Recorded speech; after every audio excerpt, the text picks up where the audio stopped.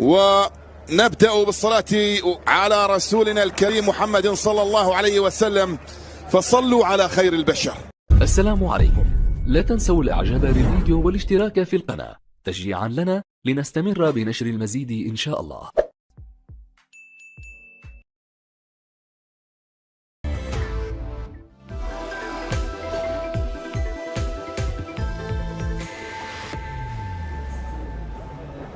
اهلا بعودتكم من جديد مشاهدينا الى الشوط الثاني. الشوط الثالث اعلن الاتحاد الدولي لكرة القدم تلقيه طلبا واحدا فقط للرغبة في الترشح لاستضافة كأس العالم 2034، وجاء من الاتحاد السعودي. كان ذلك في اليوم الأخير من المهلة التي حددها لاستقبال طلبات الرغبة في الترشح، والذي شهد انسحاب أستراليا من السباق.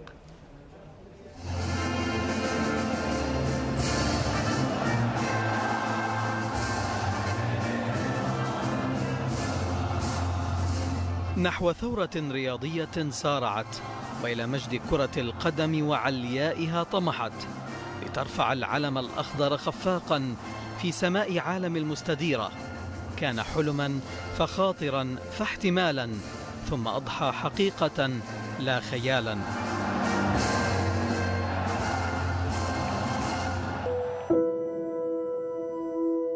نعم، طريق المملكة العربية السعودية لاحتضان كأس العالم 2034 بات ممهدا، وحلم أكثر من 35 مليون سعودي بات حقيقة.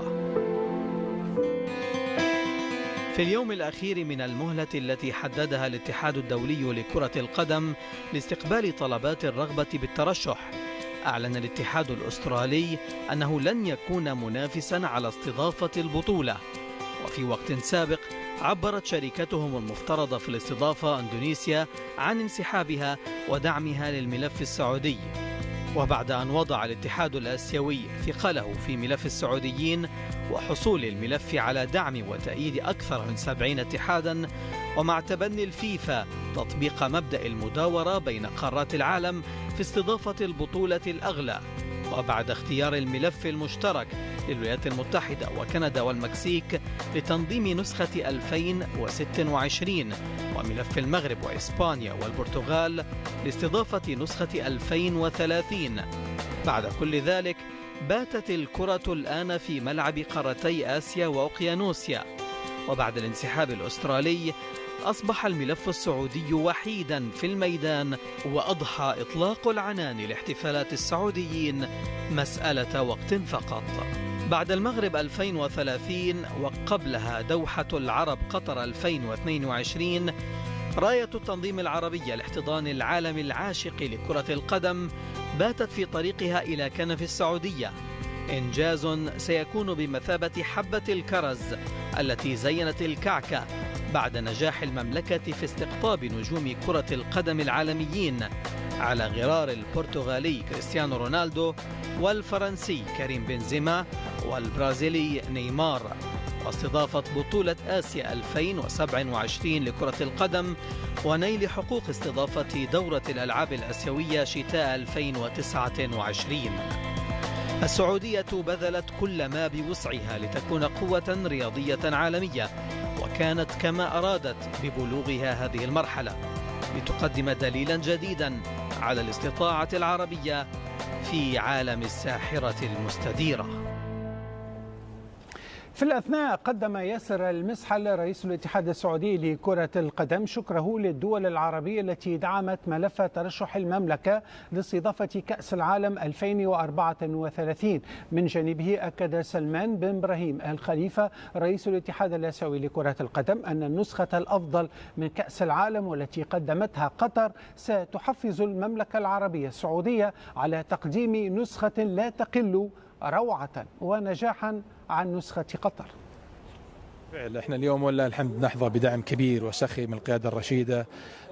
اليوم هناك ثقة كبيرة جدا من المجتمع الدولي، وصلنا تقريبا أكثر من 130 خطاب تأييد من اتحادات من كافة قارات العالم. الشكر موصول لإخواننا وأشقائنا العرب على وقفتهم حقيقة، وتحديدا للقارة الآسيوية اللي كانوا أول من بادر بالوقوف خلف ملف المملكة. لا يزال هناك عمل كثير.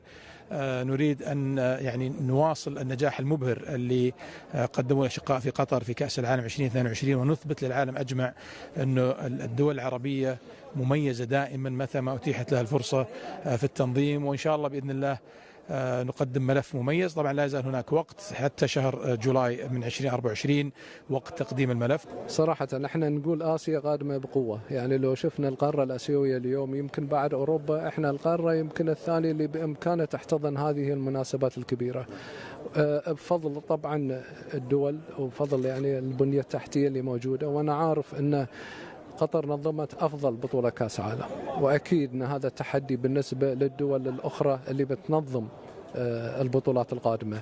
لكن بالسعودية أنا أعتقد مثل ما يعني كرة القدم غيرت خلينا نقول الكل يشاهد في قطر، أكيد يعني السعودية بتكون بعد نفس الشيء، وأكيد أنها بتكون نسخة بعد أيضا ما يقل نجاحها عن اللي شاهدناه في الدوحة. إذن تعتزم المملكة العربية السعودية بترشحها لاستضافة مونديال 2034 تنظيم نسخة استثنائية من البطولة تعكس حرصها على الاستثمار في تطوير كرة القدم وتقديم تجارب كروية تحمل الشغف للاعبين والمسؤولين والجماهير أيضا. كابتن رائد، مرحبا بك. يا مرحبا. ماذا يعني استضافة البطولة على الأراضي السعودية للمرة الثالثة على المستوى العربي؟ نعم. دولة عربية تنظم بعد قطر، المغرب إن شاء الله. نعم. وأيضا السعودية في 2004. بإذن الله. يعني نقلة هذه النوعية اللي سنوات شفناها فقط في أوروبا، برازيل، أمريكا اللاتينية فقط، وكأن يعني من المستحيل تخرج عن هذه الإطارات. وكانت أصلا من البدايات، يعني حتى من البدايات كانت تحارب إن ليش تقام في أمريكا اللاتينية فقط، لو بد أن يكون حكر على أوروبا.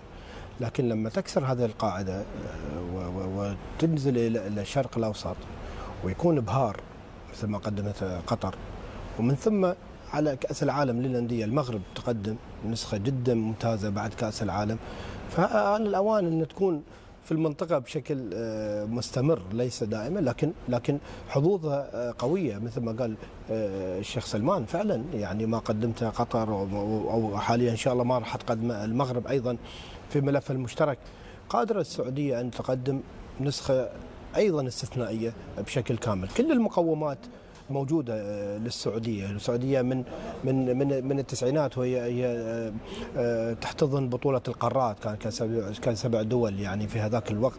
تتكلم ان هناك كان حاضر كشغف جماهيري، كشغف في كرة القدم، كاسم في كرة القدم كمملكة السعودية.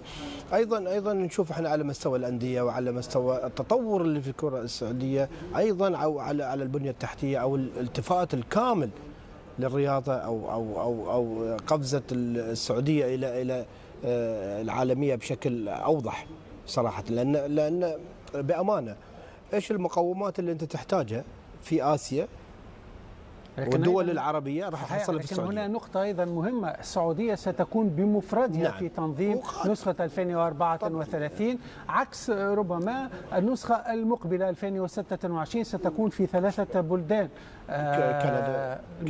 كندا قصدك 26 ولا أمريكا والمكسيك نعم. 2030 ستكون في 3 بلدان، المغرب وإسبانيا وأيضا البرتغال نعم. مع عدد مرتفع من المنتخبات المشاركة. نعم.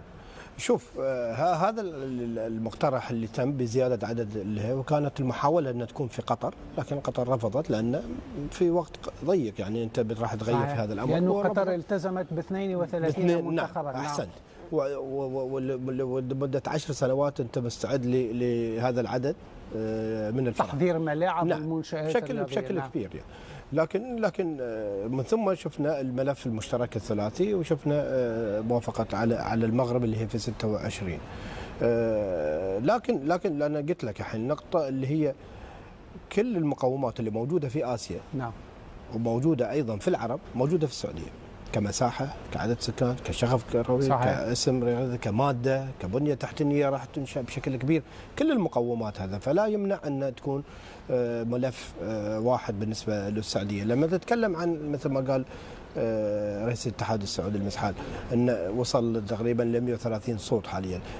اذكر انه 130 صوت اتحاد يعني من بين 211 نعم. اتحاد منضوي تحت في اول يوم اخذ 70 بعد 72 ساعه. نعم فاخذ صوت. فهو حاليا نتكلم عن شبه ضعف الرقم اللي كان موجود، يعني هناك في دعم كامل، يعني اكثر من نصف الاتحادات المنضويه تحت لواء الفيفا. على كل سنواصل الحديث معك كابتن رائد.